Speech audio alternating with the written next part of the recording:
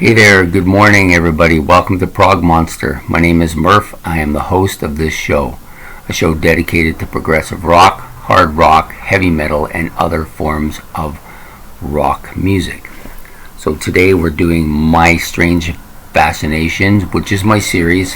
For those of you who may not know what that is, it's just basically I've taken 30 artists that I had some kind of strange fascination with, some connection with them in some way. They propelled me to do something, or they had an impact or a memory in my life that's important to me, something of that nature, you know. If you've watched the first 8, you'll see there's a little connection here or there with each and every one of them.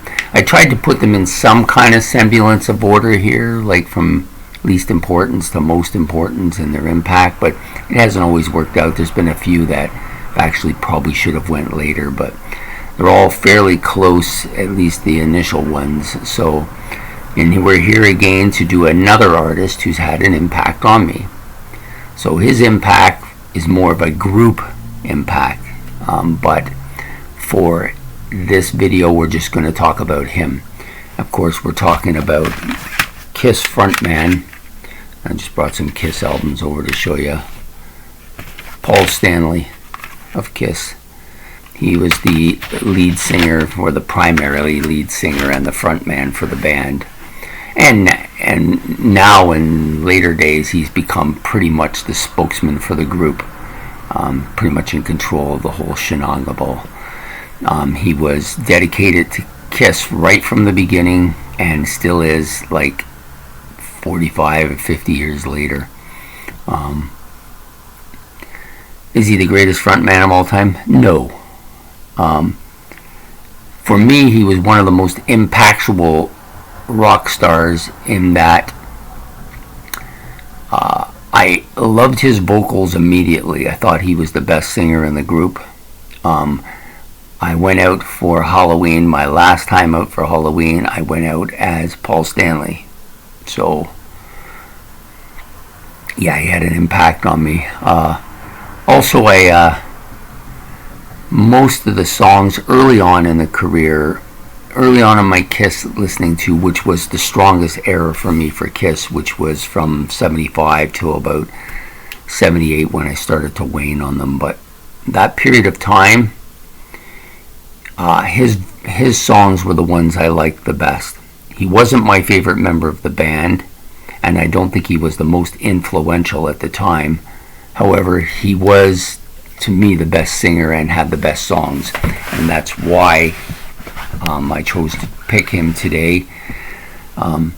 Done some really incredible vocal tracks, I think, in a lot of ways. I seen him as the Phantom of the Opera in Toronto. He played that part really, really well too. Surprisingly more than I would even have guessed.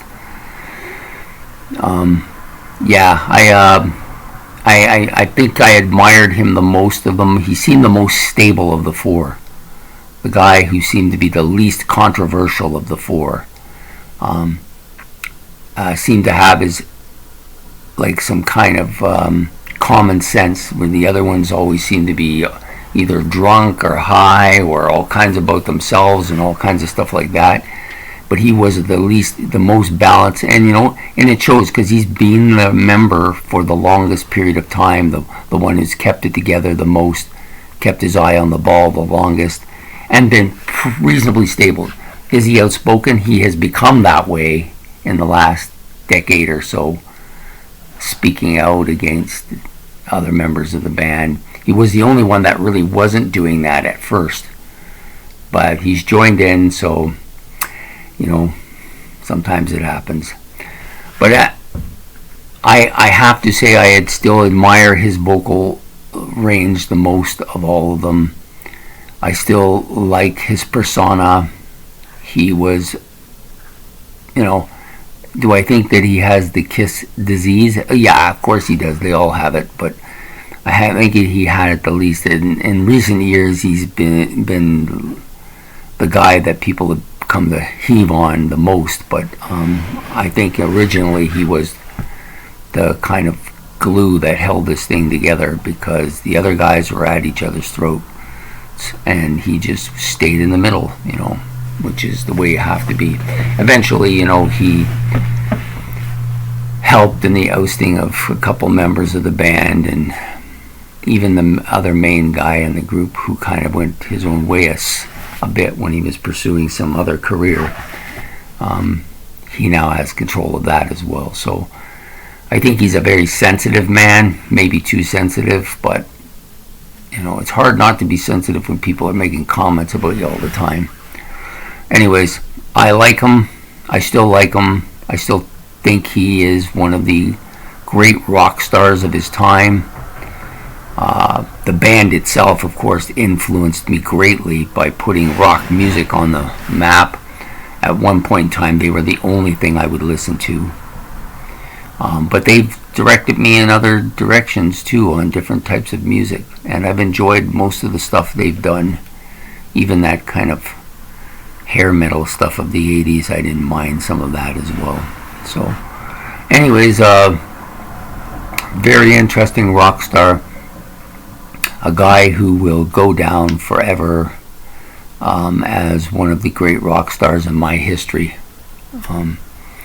I would have liked to have had his solo album here as a prop as well, but the solo albums are all on leave, or on loan, I guess, and may not return anytime soon. I do have one of the guy's solo albums, but the album itself is lost in time with my car.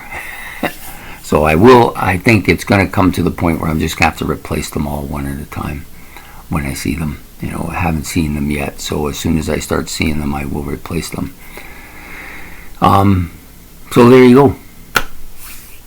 Paul Stanley, frontman for Kiss, great vocalist, rock legend, Hall of Famer, all those things. So I hope you enjoyed this episode of My Strange Fascination. If you did, please like and subscribe. It's much appreciated. And we'll be back again tomorrow with yet another episode of My Strange Fascination. So have yourself a good day. Bye.